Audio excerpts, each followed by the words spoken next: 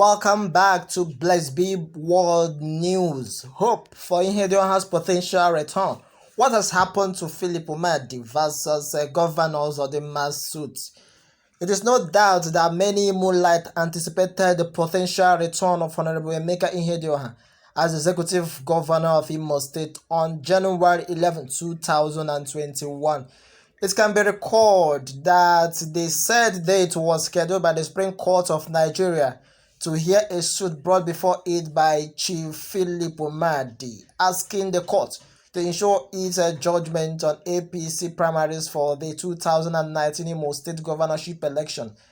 However, January 11, 2021 came and go, with no report on what has happened to the suit, which many are agreeably waiting to see its outcome. It can be recorded that many Nigerians have argued that the case offers the Supreme Court a rare opportunity to redeem its image following its previous judgment on January 14, 2020 that brought in Senator Hope Uzodinma as the executive governor of Imo State, or allow anyone man to reduce the whole Supreme Court of Nigeria to a laughing stock.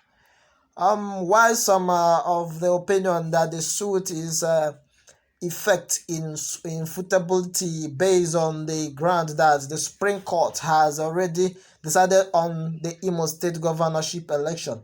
No matter the school of thought one may belong to in this regard, it is however important that we understand the bone of contention in Chief Philip Umadi's suit, which is demanding that the Supreme Court enforce its judgment on APC primaries for the 2019 Imo State election.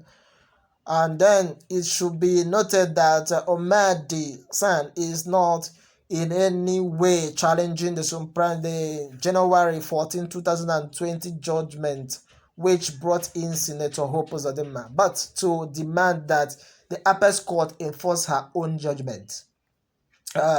It is no doubt that judgment is not if not enforced. The judgment which brought in Senator Hope Uzodinma as the governor of Imo State was immediately enforced, which is why it's occupying that position today. So, was the judgment that disqualified David Ligon, his deputy and APC, from the Bayelsa State election enforced? This is why we have Senator Doye Adiri as the state governor today. Such as enforcement of Supreme Court judgments are not new to the country, but it can be argued to be where the power of Apex Court is exercised. Therefore, this suit demanding the enforcement of the judgment on APC primaries for the 2019 Imo State governorship election may not be effective, okay, in futility as may have argued. It can be recorded that the Supreme Court in December 2020 has ruled that Uche Nwosu, a son-in-law to former governor of Imo State in the person of Rochas Okorocha, is the only duly nominated candidate of APC for the March 2019 Imo State election, leaving Senator Hope Uzodinma as no candidate for the election. However, that is Uche Nwosu, was also nominated by the Action Alliance. This, by its implication as dual nomination, disqualified him and both political parties, APC and AA, from taking part in that election.